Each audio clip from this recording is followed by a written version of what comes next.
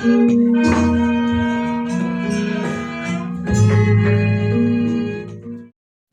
santang, itang panitang, yadidang, sabba sangkara samato, sabupati padinisago, tanhakayo, nirodo, nibanang.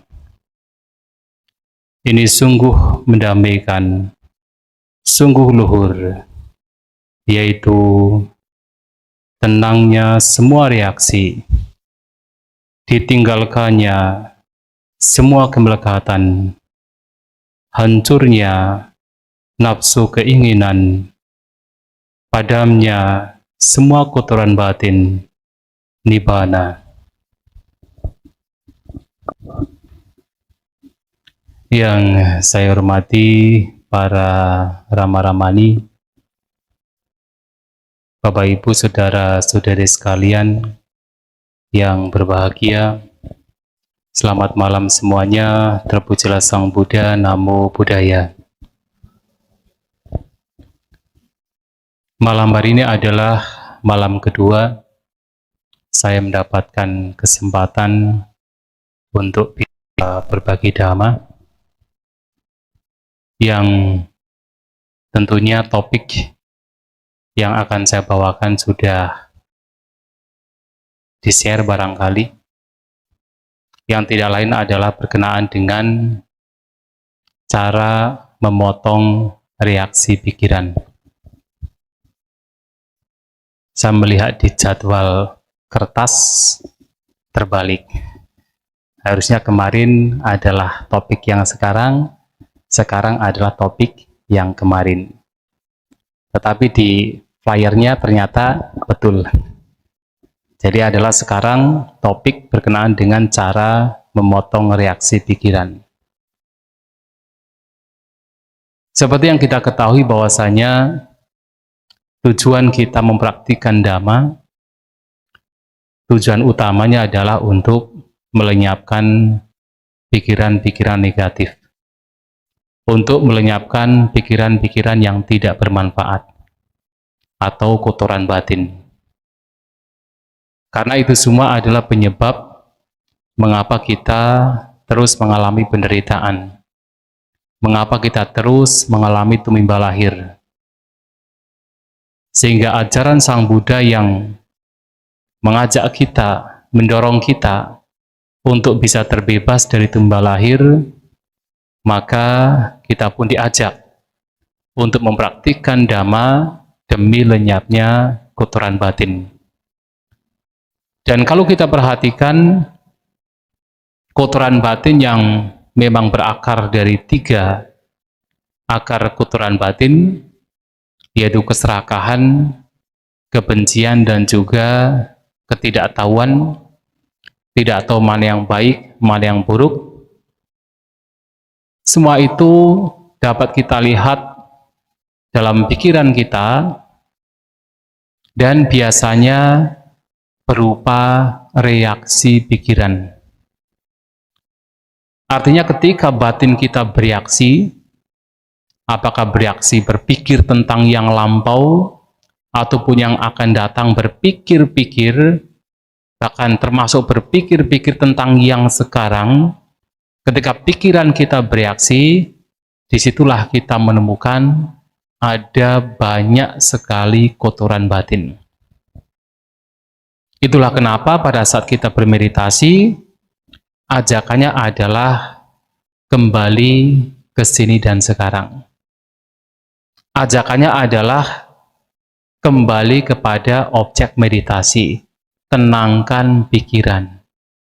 Untuk apa? Supaya reaksi pikiran paling tidak berkurang. Dan bahkan mereka, para arahat yang dikatakan telah menghancurkan semua kotoran batin, atau dengan kata lain menghancurkan semua reaksi pikiran, mereka sering disebut sebagai yang memiliki kondisi batin siti buta, cooling down, Artinya batinnya sudah cooling down, sudah menjadi dingin, tidak bereaksi, tidak bergejolak. Dan mereka juga dikatakan sebagai orang-orang yang sudah tidak memiliki perkembangbiakan pikiran, nippapanca. Jadi sementara yang belum mencapai kesucian arahanta disebut sebagai papanca, atau memiliki perkembangbiakan pikiran, batin pikiran bereaksi, tetapi seorang arahanta, seorang tathagata, sang Buddha, dan para siswa beliau yang telah mencapai arahat disebut nippapanca. Tidak memiliki perkembangbiakan pikiran, batin tidak bereaksi.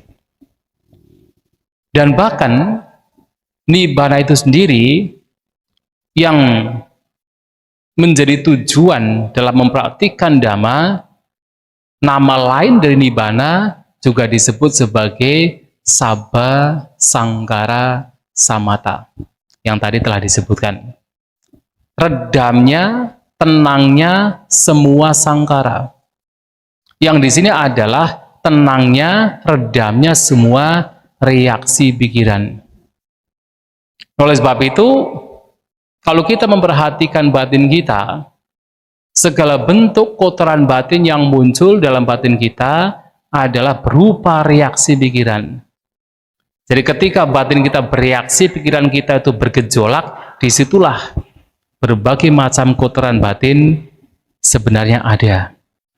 Apakah dalam bentuk keserakahan, beserta anak cucunya, karena keserakahan adalah induk, maka punya anak cucu. Apakah dalam bentuk kebencian dan korelasinya, atau dalam bentuk ketidaktahuan, kebodohan, pasti batin di situ bereaksi, bergejolak. Maka dalam kita memperhatikan dhamma adalah tujuannya bagaimana batin kita tidak bergejolak, pikiran kita tidak bergejolak. Kita mengupayakan untuk memotong reaksi-reaksi pikiran. Lantas bagaimana Sang Buddha menyampaikan bahwasanya dalam reaksi pikiran ini ada banyak berbagai macam kotoran batin. Nah, itu disampaikan di dalam salah satu khutbah beliau, yang tidak lain adalah Madhu Pindika Sutta, khutbah di dalam Majjhima Nikaya. Kalau kemarin saya menyampaikan Samadhi Sutta dalam Majjhima Nikaya, ini pun juga dalam Majjhima Nikaya. Nah, dalam khutbah tersebut, bagaimana pikiran kita yang bereaksi ditunjukkan di situ akan banyak berbagai macam kotoran batin. Nah, khutbah ini penting sekali untuk kita pahami. Sebenarnya khutbah ini dimulai dari sebuah kejadian. Pada waktu itu Sang Buddha dikatakan sedang tinggal di daerah Kapilawastu, tempat kelahiran beliau. Dan ketika habis berpindah patah, beliau bersantap dan memasuki sebuah hutan disebut Mahawana, yang itu tidak jauh dari tempat para bhikkhu tinggal yang dipersembahkan oleh masyarakat Kapilawastu, Nigrudharama. Memang kalau pada zaman Sang Buddha, biasanya ada wihara, belakangnya ada hutan. Wihara adalah tempat tinggalnya. Nah, kalau mau melakukan padhana, striving, meditasi intensif, masuk hutan. Sebagai contoh misalnya, di Cetawana, yang dibangun oleh Anathapindika, belakangnya ada hutan Andawana. Kemudian kalau kita pergi ke Veluwana, jadi kalau yang sudah pernah ke India, ke Veluwana, itu tidak jauh dari situ, ada namanya Gijakuta. Tidak jauh itu. Kalau zaman sekarang memang kita pakai mobil, pakai bis ya, 5 menit sampai. Tapi kalau zaman dulu mereka berjalan kaki, itu tidak jauh. Jadi ada Veluwana, ada Gijakuta sebagai hutannya. Nah, di sini ada Nigrudharama, ada Mahawana. Kenapa disebut Mahawana? Karena mungkin hutannya besar. Maha, besar. Wana adalah hutan. Kalau di Jawa, wana itu adalah ladang. Tetapi zaman dulu itu adalah hutan. Nah, ketika Sang Buddha habis bersantap masuk ke Mahawana, Di situ beliau berada di sebuah pohon, biasanya duduk bermeditasi. Dan pada waktu itu ada seorang suku Sakya juga, seperti Sang Buddha dari Kapilawastu, yang juga masuk ke hutan. Ia seorang perumah tangga bernama Dandapani. Kenapa disebut Dandapani? Karena dikatakan dia itu selalu memegang tongkat. Jadi, danda itu artinya tongkat. Pan itu adalah tangan, jadi tangannya memegang tongkat. Bukan karena dia sudah tua, bahkan dikatakan dia masih muda, karena tongkatnya terbuat dari emas. Jadi ibaratnya untuk pamer-pamer kemana-mana bawa tongkat. Ini loh, saya punya tongkat emas. Nah, datang pada Sang Buddha, bertemu dengan Sang Buddha, dan biasa saling menyapa. Dan pada waktu itu, Dandapani ini bertanya, apa sesungguhnya yang menjadi doktrin dari Sang Buddha yang dinyatakan oleh Sang Buddha? Ditanya demikian, Sang Buddha menjawab, saya menyatakan, saya mengajarkan ajaran di mana ketika seseorang mempraktikkan ajaran tersebut, ia tidak lagi berkonflik dengan siapapun di dunia. Baik dengan Mara, dengan Brahma, dengan Dewa, Pertapa, Brahmana, Raja, dan rakyatnya, konflik tidak lagi ada pada orang tersebut ketika mempraktikkan apa yang diajarkan Sang Buddha. Dan saya mengajarkan Dhamma, mengajarkan ajaran, di mana dengan praktek ajaran tersebut, persepsi atau sanya tidak lagi mengobsesi seseorang. Nah, di sini ada istilah Brahmana yang adalah arahat. Seorang Brahmana yang sudah terbebas dari segala bentuk nafsu keinginan, terutama adalah indrawi. Tidak lagi mengobsesi seseorang sehingga tidak ada nafsu keinginan untuk dilahirkan dimanapun. Nah, mendengar apa yang disampaikan Sang Buddha, Dandapani ini bukannya menjadi kagum, bukannya menjadi tertarik dengan ajaran Buddha, malahan dia tidak percaya. Dia menjulurkan lidahnya, berdecak, menggelengkan kepalanya, mengerutkan dahinya. Kalau orang tidak percaya kan begitu kan? Nah, seperti itu Dandapani. Apakah karena dia tidak paham sehingga kemudian menggelengkan kepalanya, tidak percaya, atau memang dia tidak percaya dengan apa yang disampaikan Sang Buddha? Dan ketika saya menyampaikan begini, saya juga nggak yakin Bapak Ibu ya paham tidak maksudnya. Mengajarkan Dhamma, di mana dengan praktek Dhamma tersebut, seseorang tidak lagi punya konflik, tidak lagi bertengkar dengan siapapun. Sang Buddha pernah menyampaikan, dunia datang pada beliau dan berkonflik dengan beliau, tapi beliau tidak berkonflik dengan dunia. Nah, itulah, kalau kita memperhatikan Dhamma, kita tidak akan berkonflik dengan siapapun. Dan yang paling mendalam adalah di mana persepsi sanya tidak lagi mendasari, tidak lagi mengobsesi seseorang yang mempraktikkan Dhamma tersebut. Nah, kemudian karena dia pergi, Dandapani pergi, pada sore harinya Sang Buddha kembali ke Nigrodharama. Dan di sana bertemu dengan para siswanya, menceritakan peristiwa pertemuan dengan Dandapani. Dan ketika diceritakan dengan apa yang disampaikan oleh beliau, salah seorang siswanya bertanya, apa yang dimaksud dengan tidak berkonflik dengan siapapun di dunia? Apa yang dimaksud dengan persepsi tidak lagi mendasari, tidak lagi mengobsesi seseorang yang mempraktikkan Dhamma tersebut? Seseorang yang kemudian terbebas dari segala bentuk keinginan berkenaan dengan kesenangan indera. Seseorang yang tidak lagi memiliki ketagihan untuk dilahirkan dimanapun berada. Nah, Sang Buddha mengatakan berkenaan dengan sebab-sebab di mana gagasan dan persepsi yang muncul dari perkembangbiakan pikiran tidak lagi menyerang seseorang, sehingga di situ seseorang tidak lagi bersenang, tidak lagi bergembira, tidak lagi melekat. Disitulah berbagai macam kotoran batin berupa kotoran batin yang halus, yang kemarin juga sudah saya sebutkan, yaitu raga nusaya, kotoran batin yang halus berkenaan dengan nafsu ragawi, kotoran batin yang halus berkenaan dengan kebencian patiga nusaya, berkenaan dengan keraguan-raguan wicikicca nusaya, berkenaan dengan mana atau pembandingan mana nusaya, berkenaan dengan pandangan tita nusaya, dan berkenaan dengan awija, ketidaktahuan, lenyap. Kalau seseorang tidak lagi bergembira, tidak lagi bersenang, tidak lagi melekat dengan sebab-sebab yang memunculkan gagasan persepsi yang itu dimunculkan dari perkembangbiakan pikiran, maka disitulah, kalau kita boleh menyimpulkan, adalah akhir penderitaan.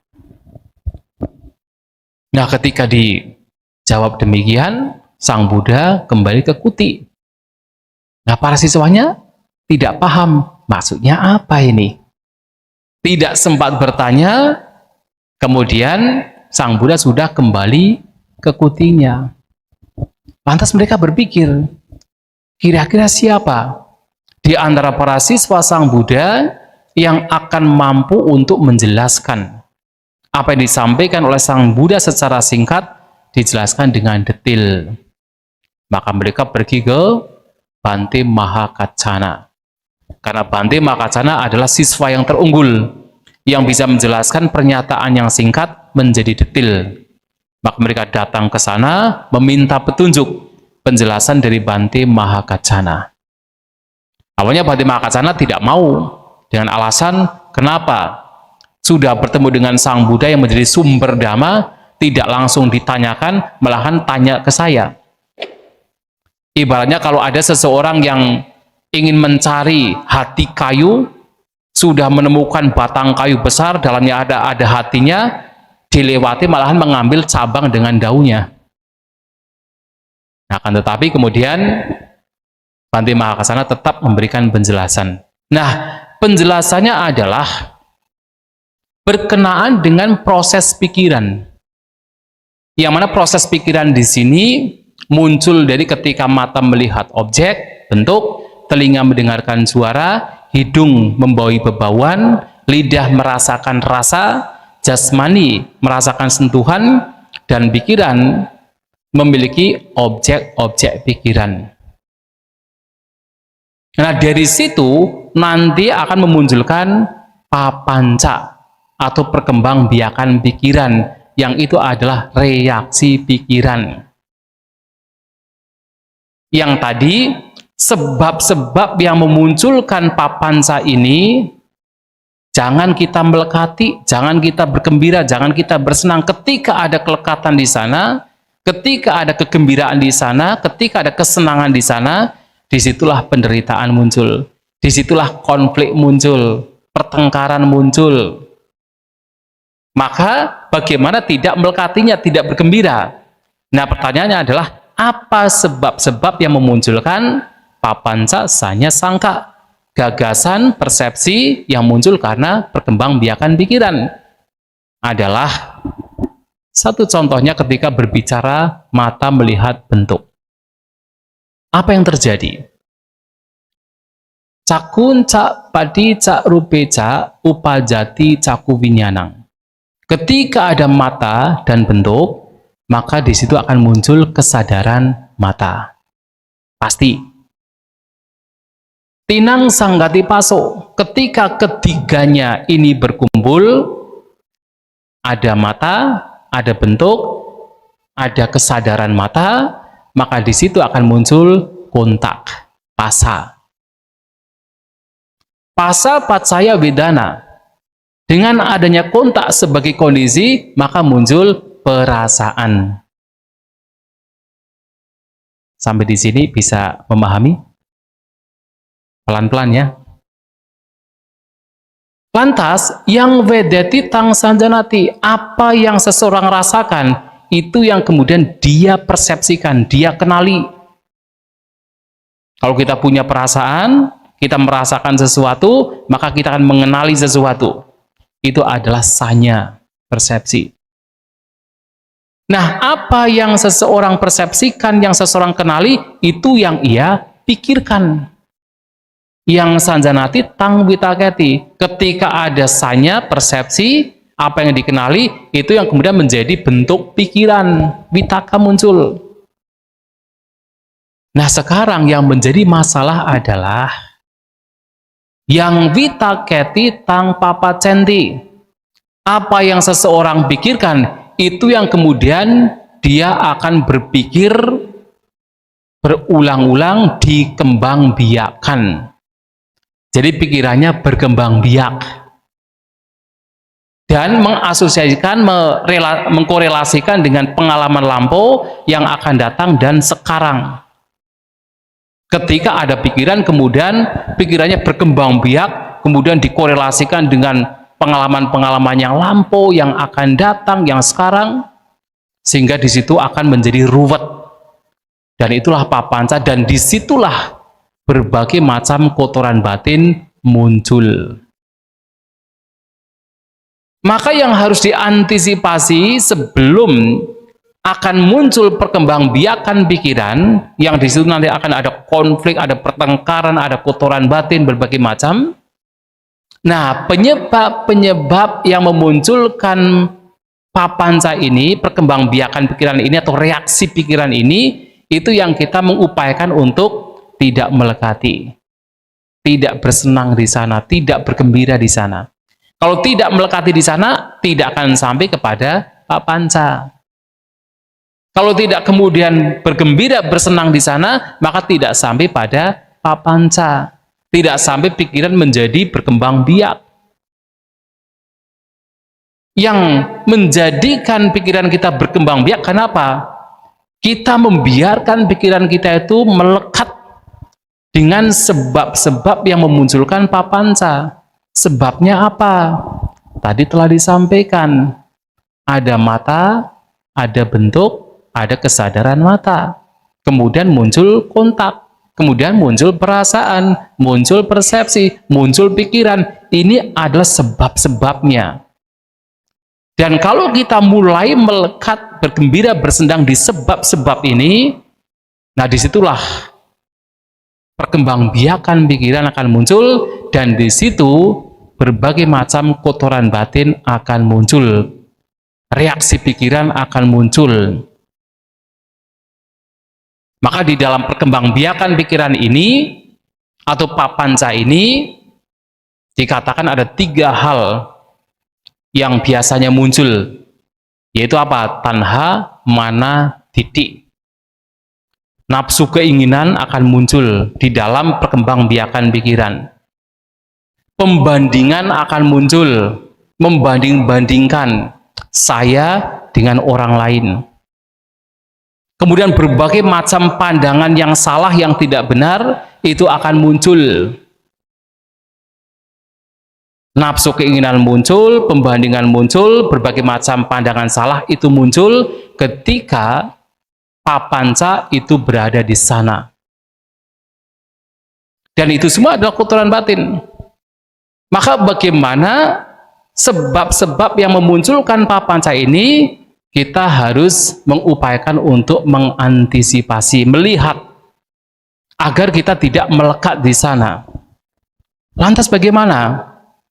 Latihan yang diberikan oleh Sang Buddha dalam khutbah-khutbah lain, tidak disampaikan dalam khutbah ini, adalah dengan kita senantiasa untuk merenungkan anicca, dukkha, dan anatta.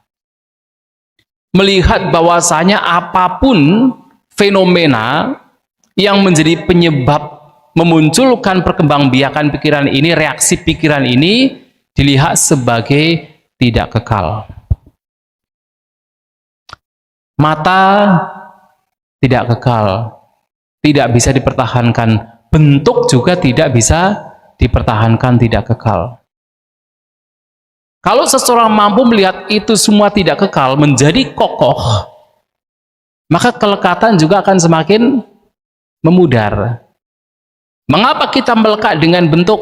Mengapa kita itu bergembira dengan bentuk, melekat dengan bentuk? Karena kita melihat bentuk sebagai sesuatu yang ada indikasi, sebagai sesuatu yang kekal, yang bisa dipertahankan, yang bisa memberikan kebahagiaan. Maka kita melihat, melekat dengan bentuk, dan disitulah berbagai macam bentuk pikiran yang disebut papanca itu akan muncul dengan cepatnya. Demikian pula berkenaan dengan suara dan juga telinga. Lihat itu sebagai tidak kekal. Dan tentunya melihat itu sebagai tidak kekal, tidak hanya telinga dan juga suara, tapi semua 6 indera kita beserta objek-objeknya, melihat itu semua tidak kekal, maka juga akan melihat bahwa semua itu tidak patut untuk dilekati.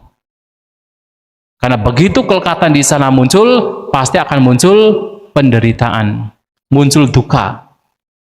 Maka apa yang tidak kekal memungkinkan untuk memunculkan duka, penderitaan kalau dilekati. Dan juga lihat, semua itu sebagai apa? Sebagai anatta, tanpa diri. Tidak ditemukan adanya self diri, makhluk. Itu hanya sekedar mata dan bentuk, tapi tidak ada makhluk di sana. Tidak ada diri di sana, tidak ada entitas di sana. Maka mengapa muncul berbagai macam bentuk pikiran yang buruk? Ya karena salah satu penyebabnya adalah karena kita melihat ada makhluk. Ada diri, ada self.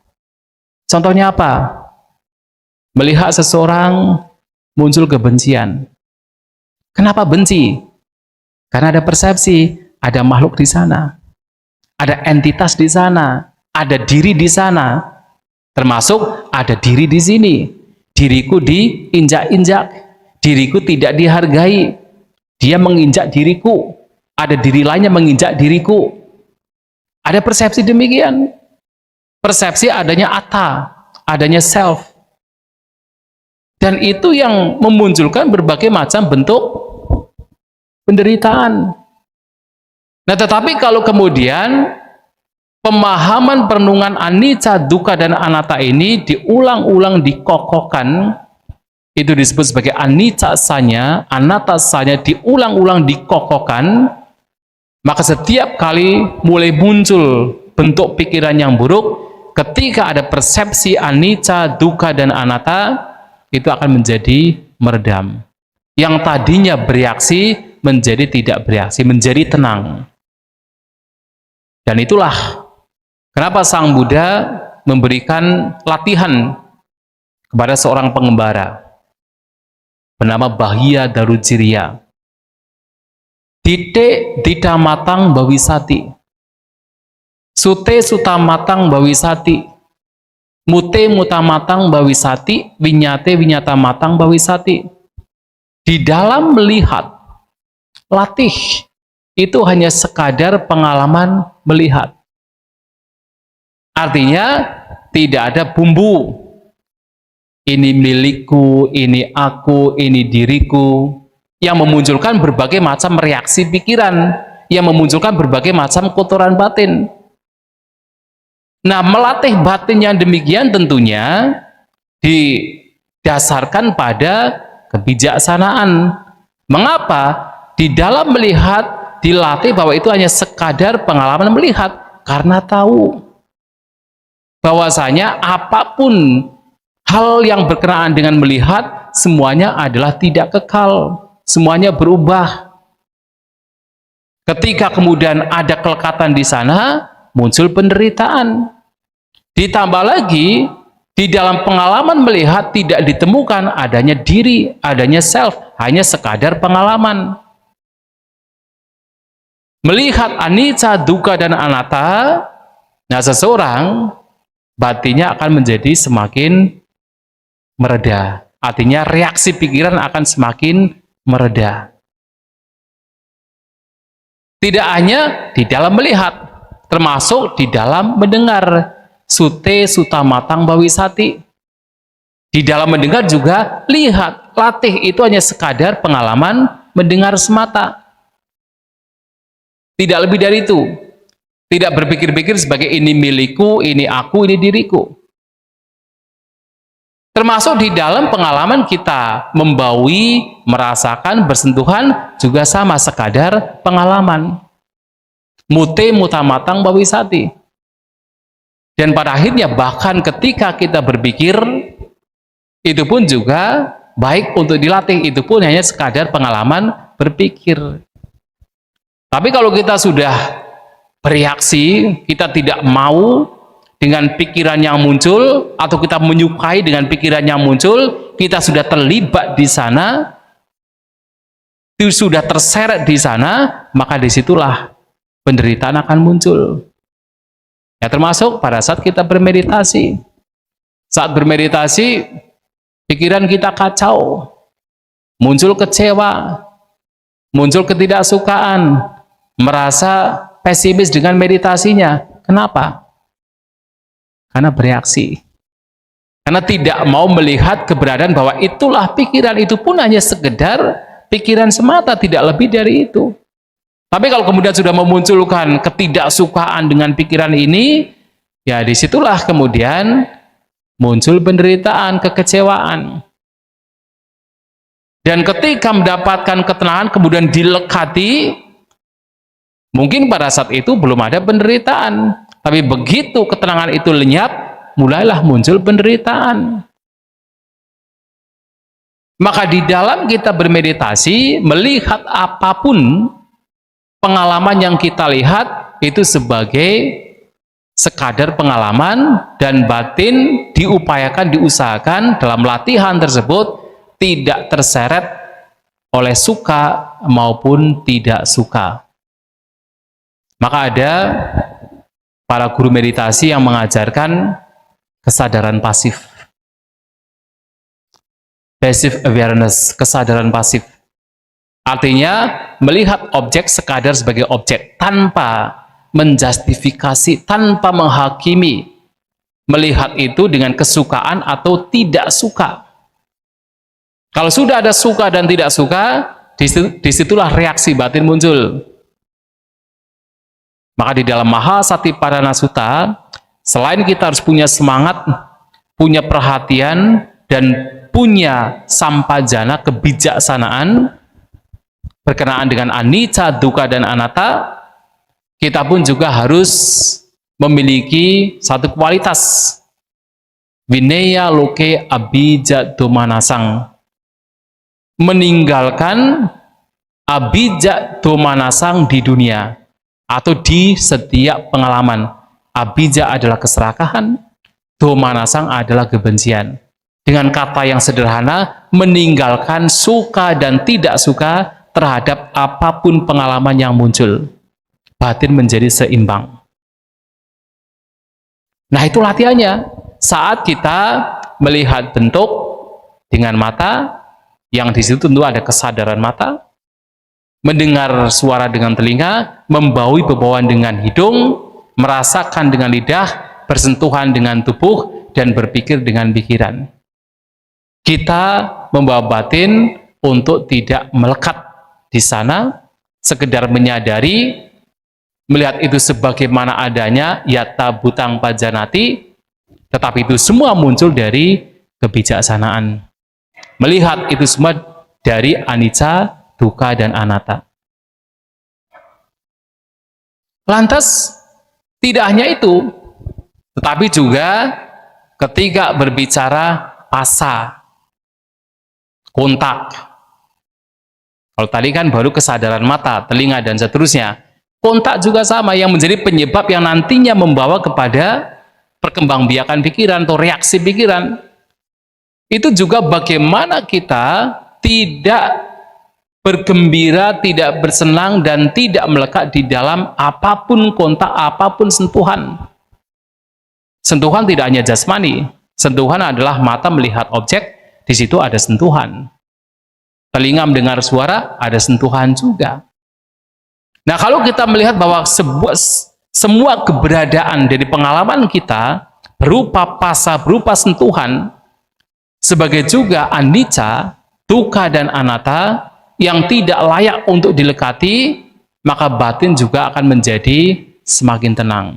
Reaksi pikiran juga akan semakin memudar. Dan dalam hal ini, berbicara pasa juga tentu tidak hanya sekedar satu cara melihat anicca, dukkha, dan anatta. Termasuk yang kemarin saya sampaikan juga. Melihat itu melalui perenungan. Bahwa ternyata yang namanya pasa itu diibaratkan seperti seekor sapi yang dikuliti.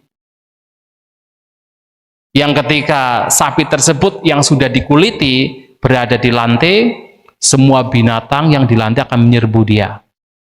Ketika bersandar di tembok, semua binatang yang ada di tembok akan menyerbu dia.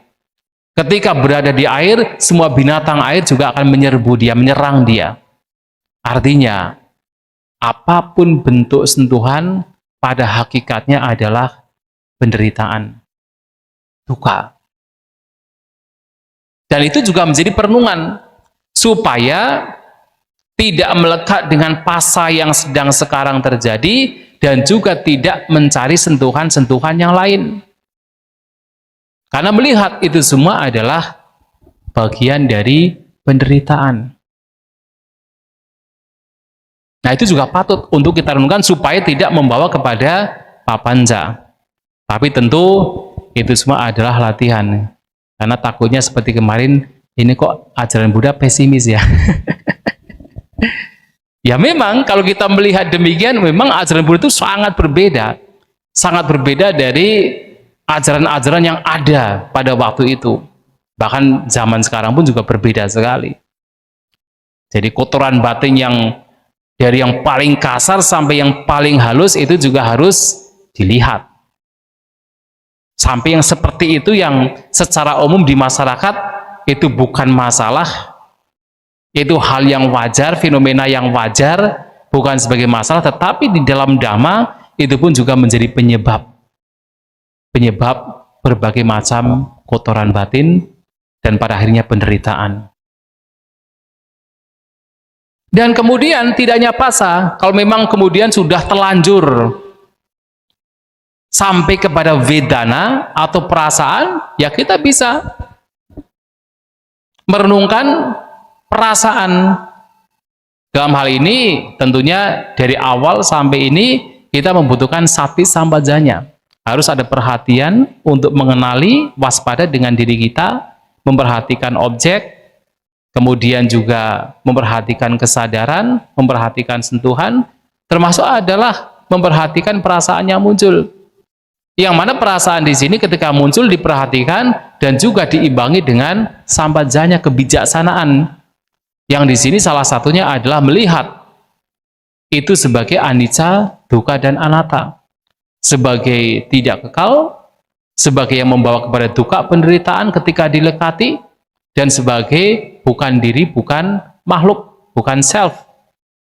Perasaan juga demikian. Karena kalau tidak ada perhatian, tidak ada sampajanya, kelekatan akan muncul. Dan ketika kelekatan muncul, di situ akan muncul berbagai macam kotoran batin. Ketika perasaan menyenangkan muncul, maka di situ akan muncul apa? Raganusaya.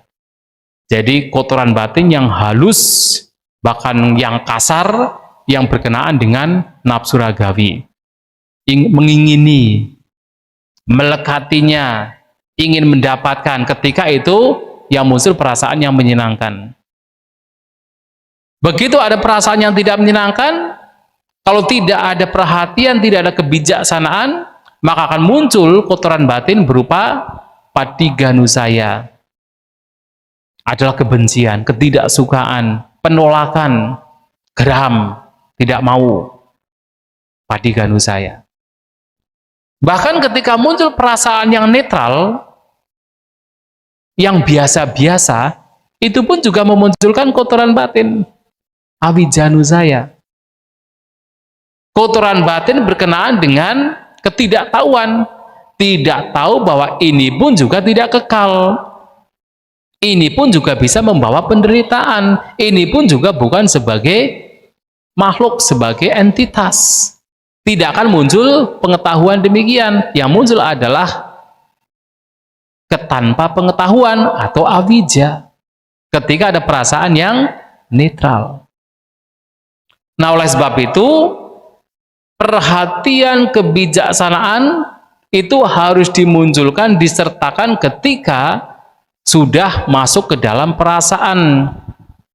Maka salah satu bentuk meditasi adalah Vedanupasana, memperhatikan perasaan.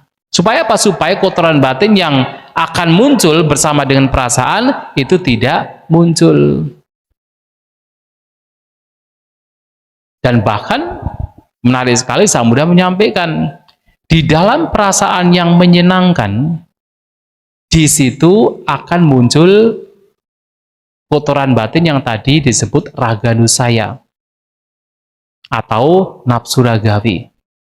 Tetapi di dalam perasaan yang menyenangkan juga akan lenyap raganusaya. Nah, kenapa bisa lenyap? Ketika ada sati dan sampajanya, ada perhatian dan kebijaksanaan. Kita memperhatikan perasaan yang muncul, kemudian dilihat itu sebagai anicca, tidak kekal, sebagai bagian dari duka penderitaan, dan juga sebagai sekadar perasaan, bukan sebagai makhluk. Nah, di situ nafsu ragawi yang seharusnya muncul akan lenyap. Nah, ini cara untuk memotong reaksi pikiran ketika sudah mulai masuk ke dalam perasaan. Termasuk adalah perasaan yang tidak menyenangkan. Kalau ada sati sampajanya, maka kebencian tidak akan muncul. Bahkan ketika itu muncul, itu akan lenyap. Reaksi pikiran berupa kebencian itu akan lenyap.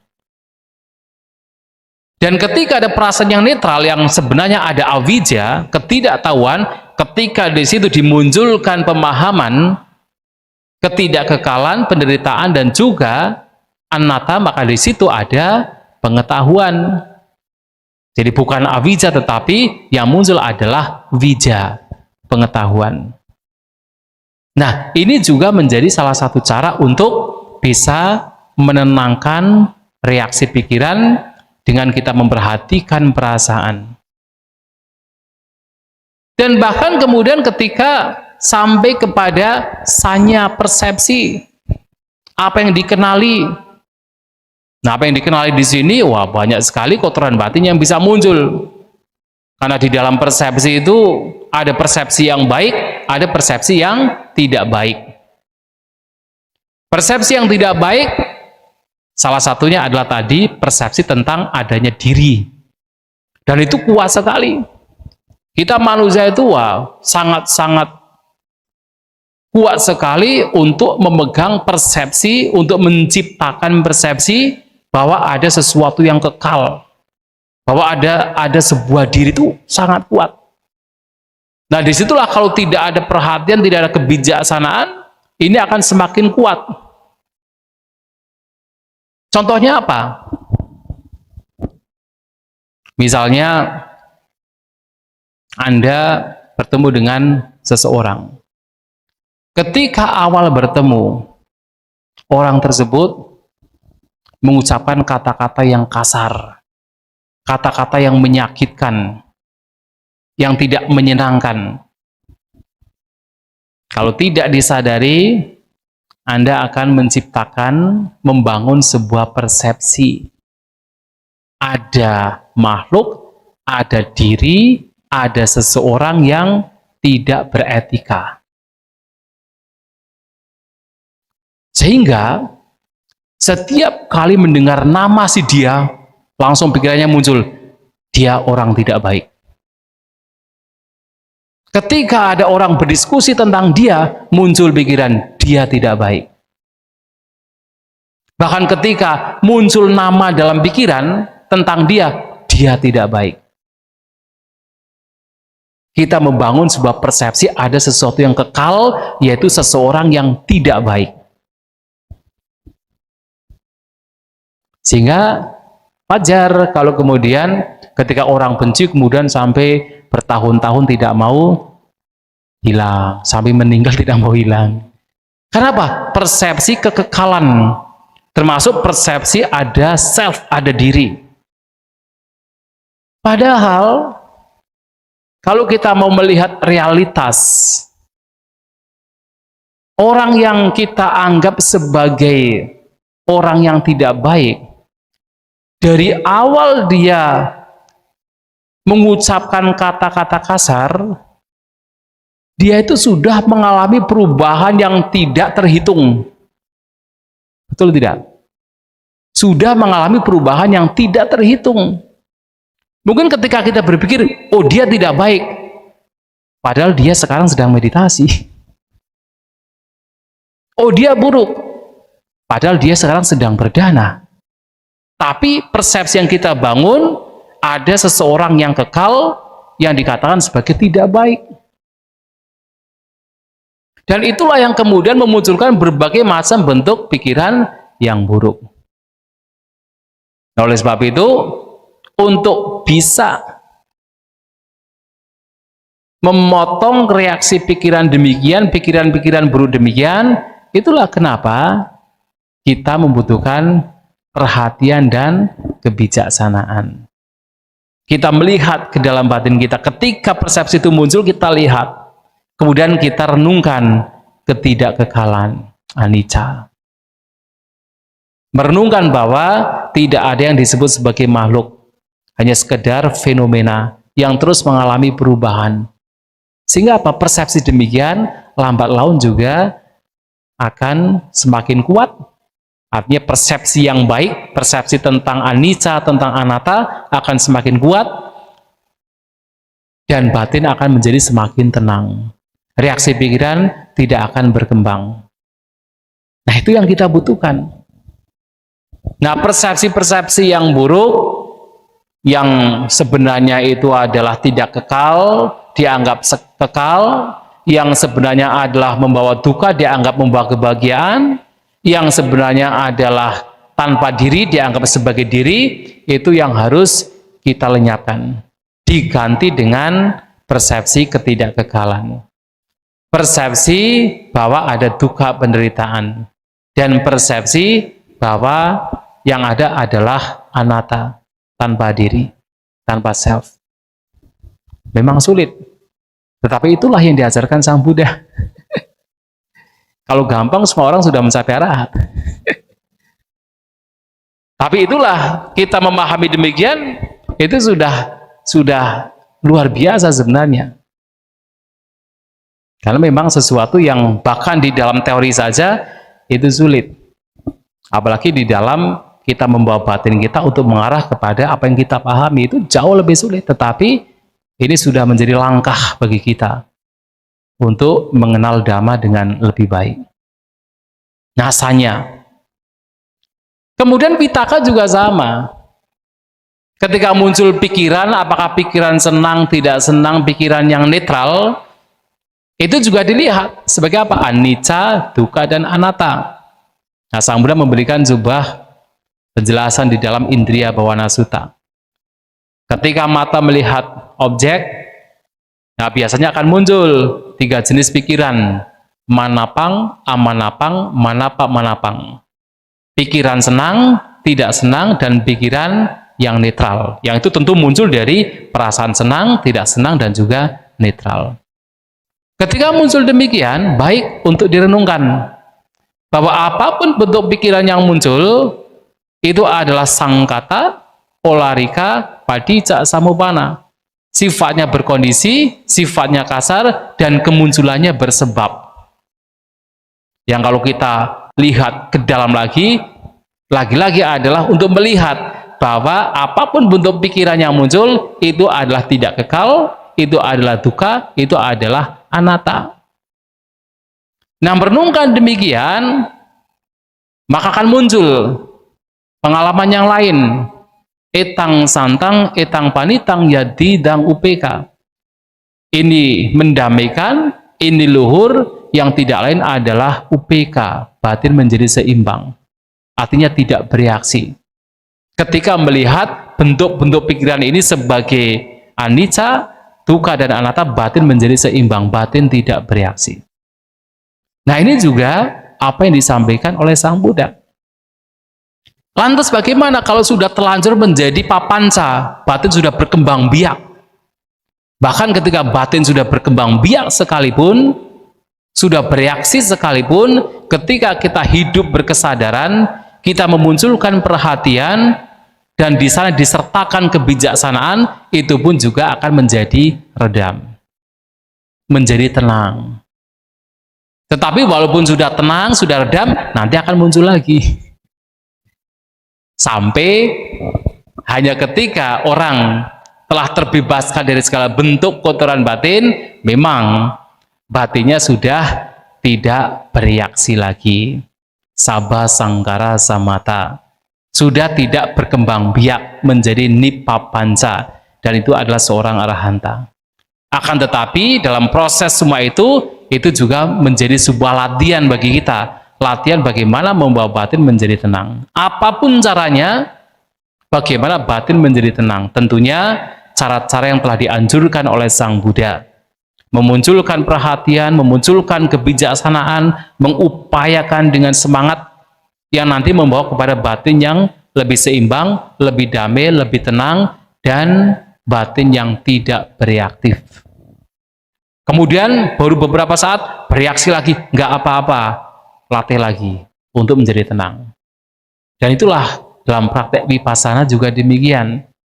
Artinya hidup berkesadaran, memperhatikan objek sebagaimana adanya, tidak memunculkan suka dan tidak suka, batin menjadi tenang, seimbang. Baru beberapa detik bereaksi lagi, nggak apa-apa, diseimbangkan lagi. Baru beberapa detik bereaksi lagi, tidak apa-apa, diseimbangkan lagi, sampai batin kita akan cenderung untuk lebih tenang, cenderung untuk tidak bereaktif. Nah, itu semua dapat terjadi dengan latihan kita memunculkan sati sampajanya, perhatian dan hidup dengan kebijaksanaan. Jadi sati adalah sama sati perhatian, sampajana adalah sama didi, dan juga adalah panya kebijaksanaan. Dan itu dua-duanya ini harus dimunculkan, dan tentunya seperti yang kemarin saya sampaikan, harus juga dimunculkan daya upaya benar. Jadi apa yang buruk dilenyapkan, apa yang baik itu dikembangkan, sehingga batin akan menjadi lebih tenang dan semakin tenang. Itulah Bapak Ibu Saudara-saudari sekalian yang ingin saya sampaikan pada kesempatan malam hari ini. Semoga bisa dipahami, semoga kita semua maju di dalam Dhamma, Sabisata Bhavantu Sukhitata, semoga semua makhluk berbahagia.